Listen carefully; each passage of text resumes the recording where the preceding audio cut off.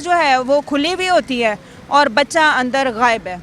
बच्चा कहाँ गया, ये सवालिया निशान है, अभी तक इनको नहीं मिला। मैं मंगल वाले दिन आया हूँ तो मैंने यहाँ देखा है मेरे बच्चे की एक कॉर्नर से कब्र खुली हुई थी, कफन मेरे बच्चे का बाहर पड़ा हुआ था। कि जब कब्र दोबारा खुली उन्होंने मुझे तस्दीक कर दी, कसम खा के कहा कि आपका दो शख्स ने कि आपका बंदा कब्र में मौजूद नहीं है। बच्चों को कब्रों से निकाला जाता है और इसको पता नहीं कहाँ का इस्तेमाल किया जाता है। ये अब अल्लाह जाने किसी एक्सपेरिमेंट के लिए इनके बच्चे को लेके जाया गया है या कोई ब्लैक मैजिक के लिए या किस लिए। और ये मेरे बच्चे की कब्र है, आप ये देख लें। और जब मैंने इधर आया था मंगल वाले दिन तो आप सर देखें, ये वो जगह है जहाँ पे मेरे बच्चे का कफन पड़ा हुआ था। कब्र खुली ना तो मेरे बच्चे का सूट इस तरह था कि सूट उतरा हुआ था, ठीक है, शलवार भी उतारी, कमीज़ भी उतारी, कफन भी।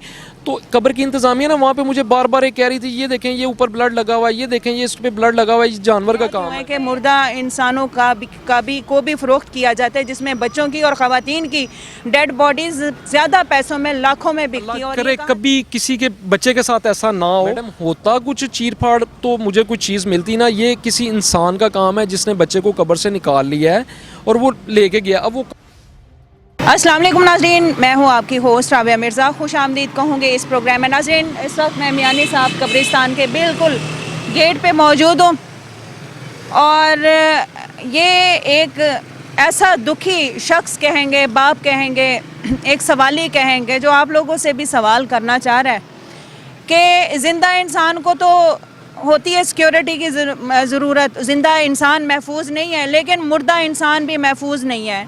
इन्होंने अपना बच्चा खोया, 3 माह का बच्चा, उसकी डेथ हुई, उसके बाद इन्होंने तदफीन की। अगले दिन इनका एक्सीडेंट होता है, जो कि ये चोटें आप देख रहे हैं। एक्सीडेंट के बाद ये 3rd डे या 2nd डे जाते हैं तो कब्र जो है वो खुली हुई होती है और बच्चा अंदर गायब है।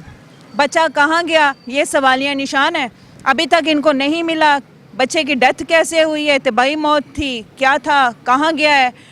इन्होंने पुलिस को कहा, उन्होंने ताउन किया, नहीं किया, सारे सवाल पूछते हैं। ये सवाल आपके लिए भी है, आपने ज़रूर बताना है। हाँ जी, अस्सलाम वालेकुम। वालेकुम सलाम। कैसे हैं मेरे भाई? शुक्र अल्लाह का। मुझे ये बताइएगा, बच्चे की डेथ हुई, कब हुई, तबाही मौत थी, फिर जब तदफीन की तो उससे अगले दिन आप नहीं जा सके, क्या मामला हुआ, सारा वकूआ बताइएगा। मैडम मैं इतवार की शाम को मगरिब के टाइम मेरा बेटा फोत हो गया था, ठीक है, और रात को 12:30 बजे मैं उसकी तदफीन करके गया हूँ। जब मैं उसकी तदफीन करके गया हूँ, मेरा एक्सीडेंट हुआ था, मैं नेक्स्ट डे नहीं आ सका, ठीक है। जब मैं मंगल वाले दिन आया हूँ तो मैंने यहाँ देखा मेरे बच्चे की एक कॉर्नर से कब्र खुली हुई थी, कफन मेरे बच्चे का बाहर पड़ा हुआ था। मैंने कुछ शोर मचाया, यहाँ पे जो एक दरबार पे लोग काम कर रहे थे, दरबार ज़ेरे तमीर है, तो वहाँ से लोग मेरे पास आए, गोरकन और जो भी थे वहाँ पे मौजूद, वो मेरे पास आए। उन्होंने मुझे पूछा, भाई क्या हो गया, क्यों चीख रहे हो। मैंने कहा, भाई ये देखिए मेरे बच्चे का कफन बाहर पड़ा है और कब्र खुली हुई है, मुझे यकीन है मेरा बच्चा कब्र में नहीं है, हाथ डाल के देखें। एक शख्स जिसने कफन उठा के कब्र में डाला, उसने मुझे कहा कि भाई हमें ऑर्डर नहीं है कब्र में हाथ डालने का, लेकिन ये सारी फुटेज वगैरह बनाई है? मैडम मैं उस वक्त अकेला था, मेरे तो होश उड़े हुए थे। मुझे ज़्यादातर मोस्टली होते हैं कि ये सेंसेस रखते हैं कि मैं कल को मेरी कोई आवाज़ ना बने या कोई यकीन ना करे, मैं वीडियो बना लूँ, कोई क्लिप बना लूँ। मैडम मैं आपको बयान नहीं कर सकता उस वक्त मेरी क्या कंडीशन थी। मुझे चाहिए था ये बना लेना, लेकिन मेरी कंडीशन इस तरह की थी कि मैं बर्दाश्त ही नहीं कर रहा। मैं हो सकता था वहाँ पे मेरा दिल फट जाता, कुछ ना कुछ मुझे हो जाता। मैं हौसला करके खड़ा रहा, तो इन्होंने कब्र के अंदर कफन डाला और उसके बाद इन्होंने कब्र को पैक कर दिया। वो काम कर रहे थे मिस्त्री मजदूर जो भी गोरकन है, इन्होंने वो मसाला वगैरह उठा के कब्र पे रख दिया, सारा कुछ उसको पैक अच्छे से कर दिया और मुझे तसल्लियाँ देते रहे कि आपका बेटा कब्र के अंदर है। मैडम मैं चला जाता, लेकिन मुझे बस ऐसे ही गुस्सा था कि जिस बंदे ने मेरे बेटे की कब्र बनाई है उसने कुताही की है। मैं उसको ढूंढता रहा कि उसको बुलाओ। उतनी देर में मैंने अपने एक भाई को कॉल की कि मैंने, भाई ये मेरे साथ ये वकूआ हो गया है और आप मेरे पास आएँ। उसने मुझे कहा सबसे पहले आप 15 पे कॉल करें। मैंने 15 पे कॉल की, जब तक मेरा भाई आया पुलिस वाले भी आ गए उसी टाइम। तो जब कब्र इन्होंने दोबारा बंद कर दी ना, मेरे भाई ने मुझे पूछा क्या मामला। मैंने कहा मुझे यकीन है कि मेरा बच्चा कब्र में मौजूद नहीं होगा। जो मैंने कफन की सिचुएशन देखी, मैडम उन्होंने इनको प्रेशराइज़ किया, इन्होंने दोबारा कब्र को एक साइड से खोला, एक ईंट निकाली, 2 बंदों ने उनको भी नॉमिनेट करना चाहिए था, जिन्होंने बड़ी सेफली तौर पर उसी टाइम दोबारा से कवर करने की कोशिश की। हो सकता है वो मुलविस हो, उनको इस चीज़ का पता। मैडम वो फौरी तौर जब ये सारा वकूआ हुआ ना, मैं आपको वही बता रहा हूँ कि जब कब्र दोबारा खुली उन्होंने मुझे तस्दीक कर दी, कसम खा के कहा कि आपका 2 शख्स ने कि आपका बंदा कब्र में मौजूद नहीं है। फिर मैंने वो पुलिस वाले साहब थे उनको मैंने कहा कि भाई कब्र खोल लें, उसने कहा नहीं ये कानूनी कार्रवाई के थ्रू खुलेगी। फिर उसके बाद वो भी मुझे भी थाने ले गए, मुझे कहते भाई आप भी थाने आए। यहाँ से 6 लोग जो हैं, 4 गोरखन उन्होंने उठाए, 2 सिक्योरिटी गार्ड जो यहाँ के होते हैं वो उठाए, उनको थाना में ले गए। वो अपनी इन्वेस्टिगेशन करते रहे हैं, क्या इन्वेस्टिगेशन उनकी चल रही है, क्या मामला है, उनका एक अपना तरीकाकार है, ठीक है। लेकिन उन्होंने मेरा साथ दिया, मुझे उन्होंने कहा कि ये कानूनी कार्रवाई के तहत हम कब्र कुशाई करेंगे। वो मुझे जज के पास उन्होंने पेश किया कि भाई ये बच्चा, इनका बच्चा कब्र में मौजूद नहीं है तो कब्र खुलवाएं। जज साहब ने अप्रूवल दी, वो मेरे साथ यहाँ पे आए। कब्रिस्तान की इंतज़ामिया भी मौके पर मौजूद थी जब कब्र कुशाई की गई। जब कब्र खुली ना, तो उसमें जिस तरह मैंने अपने बच्चे को तदफीन की थी, मैंने अपने बच्चे को सूट पहनाया था, सूट के ऊपर मैंने अपने बच्चे को कफन दिया था। तो जब कब्र खुली ना, तो मेरे बच्चे का सूट इस तरह था कि सूट उतरा हुआ था, ठीक है, शलवार भी उतारी, कमीज़ भी उतारी, कफन भी। तो कब्र की इंतज़ामिया ना वहाँ पे मुझे बार बार कह रही थी ये देखें ये ऊपर ब्लड लगा हुआ है, ये देखें ये इस पे ब्लड लगा हुआ है, ये जानवर का काम है। पे लगा रहे हैं कि नहीं इनका माइंड चेंज होगा, वो जुर्म छुपाने के जुर्म छुपाने के लिए अपना। तो मैंने उनको, जानवर होता है तो वो कपड़े उसको उसके हाथ पाँव, तो ये थोड़ी है कि वो तरीके से इंसानों की तरह कपड़े उतारेगा, वो तो चीर फाड़ देगा। जिस तरह कफन मेरे बेटे के सूट को उतारा गया, कफन को उतारा गया, वो जानवर अगर होता तो उसको चीर फाड़ करता। मुझे वो कहते ये ब्लड है, ब्लड। मैंने उनको बताया कि जब मैं अपने बेटे को, मेरा बेटा घर में फोत हो गया था, यकीन हो गया था मेरे घर वालों, लेकिन उनको ये उम्मीद थी हो सकता है ये जिंदा हो। हॉस्पिटल लेके उन्होंने उसको पंप डाउन किया, नाक में उन्होंने नालियाँ लगाई, गले में नालियाँ लगाई, मुसलसल पंप डाउन करते रहे। उसके बाद जब मैं घर लेके आया ना, तो मैंने उठाया, मेरी बेगम ने उठाया, मेरी भाभी ने उठाया। जब मेरी भाभी ने उसको उठा के गले लगाया ना फोत हुए को, तो ब्लड उसके नाक से निकला। मैंने कहा यार ये ब्लड उसके नाक से ज़रूर निकला होगा, लेकिन इतना ब्लड नहीं। जब आप एक बच्चे को चीर फाड़ करते हैं तो ब्लड पूरे कफन पे लगता है, सूट पे लगता है, थोड़ा सा खून लगा हुआ था। वो मुझे यही कह रहा था, इंतज़ामिया का जो एडमन का अफसर है बशीर साहब हैं, कि यार ये जानवर का काम है। जब एक मुकम्मल बात खुली, कफन बाहर निकला, मैंने मैं आपको इंटरप्ट कर रही हूँ। जानवर अगर किसी जानवर को भी या परिंदे को भी खाता है ना, तो कुछ हिस्से वो बचा देता है। कोई बॉडी पार्ट, कोई हड्डी, कोई चीज़ ऐसी हो जो वहाँ पर मौजूद हो, फिर तो हम कह सकते हैं कि कोई जानवर। जिस दिन ये वकूआ हुआ है, मैंने खुद कब्रिस्तान का उस एरिया का चक्कर लगाया है, चप्पा चप्पा मैंने भी देखा है। मेरे साथ जो उस वक्त मौजूद थे लोग, वो भी मेरे साथ घूमे हैं। कहीं अंदर बॉडी पार्ट्स ही नहीं मिला।